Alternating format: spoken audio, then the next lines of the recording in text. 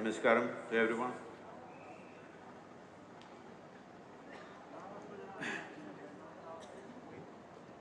Shankara, an intellectual giant,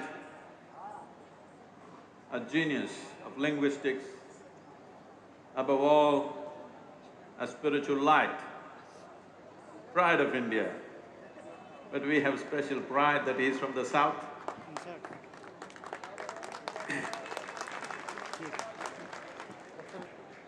A seamless sense of wisdom, knowledge, and a shining light for humanity. How do you produce such a man? Obviously, if someone has to show that level of wisdom at a very early age, in that brief span of life, he walked the length and breadth of this nation. We all came flying today, but he walked from the southern tip of India to here and further up and east and west. Where does this energy, where does this zest and where does this wisdom come from? Just to take one aspect, he comes from a village, today a small town called Kaladi. Kaladi literally means beneath the feet. This is the fundamental nature of this culture. Bharat means we always learnt how to be at the feet of the divine, to be Kaladi always. Not a culture of pumped up pomp, but a culture of natural piety. With this, just with this one aspect, we could produce great beings. This has been the tradition, this has been the culture of this nation, that not by being at the head, but being at the feet, we learned. By being at the feet, we evolved. By being at the feet, we blossomed. By being at the feet, we became shining lights to the rest of the world for a long time. It's once again time that we bring back this culture, we bring back this piety, we bring back this sense of humility, which has paid enormous dividend for this culture, that we learned how to bow down. Doesn't matter, it is a god or a man or a woman or a child or an animal or a tree or a rock, we learn to bow down to everything. This has been our strength, this has been our way, this has been the process and the method of our evolution and realization. This is very important today in the world, that all this knowledge, all this wisdom came not by faith, not by belief, but by realization. Well, 1,000 years ago, or well before Shankara, many have spoken, but the beauty of Shankara is the clarity, the intellectual clarity with which he expressed and the zest with which he spread it across the country. Many have said this before, right from the time of Adi Yogi. Many yogis, many mystics, many sages, many saints have said this, but it is the absolute clarity of intellect and the zest and the energy to be able to bring it to a whole nation, which makes Shankara stand out.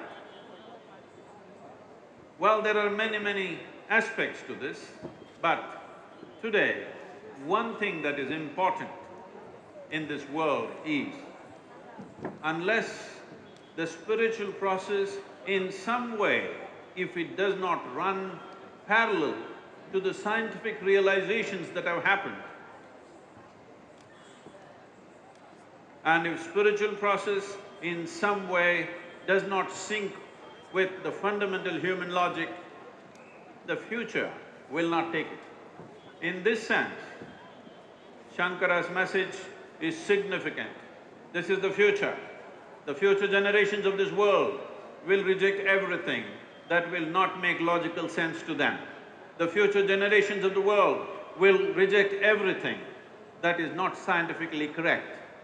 So in this sense, Shankara becomes very significant. There's a lot of misunderstanding, let me clear at least one for him, I think we owe it to him.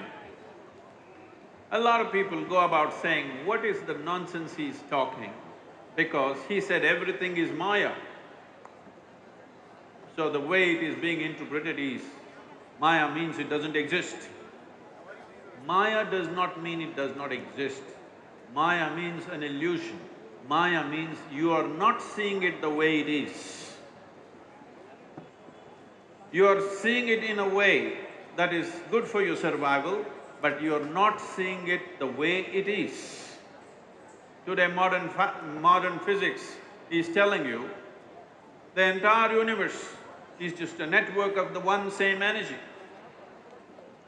When we say Maya, here we are with this body which seems to be solid, but every day, because of the food that you eat, the water that you drink and the air that you breathe, 7% of this body is being exchanged on a daily basis. That means in 2 weeks, your entire body is gone and you have something new in the system. The atomic substance in this body, nearly 100% of it is gone in 1 year's time. This means every year you have a completely new body in a very fundamental sense. But in your experience, it looks like it's the same thing. This is the Maya. Similarly with the rest of the existence, the way you're seeing it, the way you're perceiving it, the way you're knowing the world through 5 senses is completely off the mark. This is the illusion. When we say a mirage, if you're driving on the road in the highway, you will see far away there seems to be water. Well, when you go there, definitely there is no water. This does not mean there was nothing there.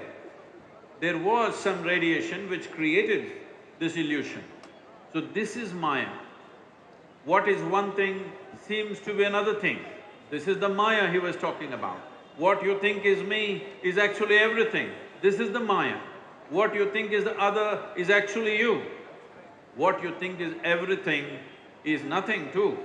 That is the Maya he's talking about. Today modern science, after a long haul, has come parallel to what Shankara was talking and many sages of the past were talking. So this will be the future of this world. There's a very beautiful story in Mahabharata that all of you will know. I'm going back to Kaladi because we come from the south, we are at the feet of Bharat Mata. And it has paid off very beautifully for us in so many ways. You remember the story that every grandmother must have told you, that when Arjuna and Duryodhana went to seek support from Krishna for the Kurukshetra war, one stood at the head, the other chose to stand at the feet. That made everything. That decided. That afternoon, when Arjuna stood at the feet, he won the war. This is the significance of this nation, that by bowing down, we rise. We don't rise by elbowing our way. We rise because we bow down to everything. Because our essential nature is this, we are Kaladi. Shankara comes from the village called Kaladi. It is very, very symbolic and important. And now being in Madhya Pradesh, the heartland of India, well, Shivrajji is trying to turn this into the spiritual heartland because it's time. It is time the spiritual wisdom comes down from the mountains into the cities, into the towns, into the villages, above all, into the hearts and minds of people. Because this is going to be the greatest treasure, this is going to be the future of this nation, and because of… if we do this one thing, the entire world will seek guidance from this nation. It's very wonderful today that once again they have reignited the spirit of Shankara in this part of the country. I'm sure it'll spread to the rest of the world. Thank you very much.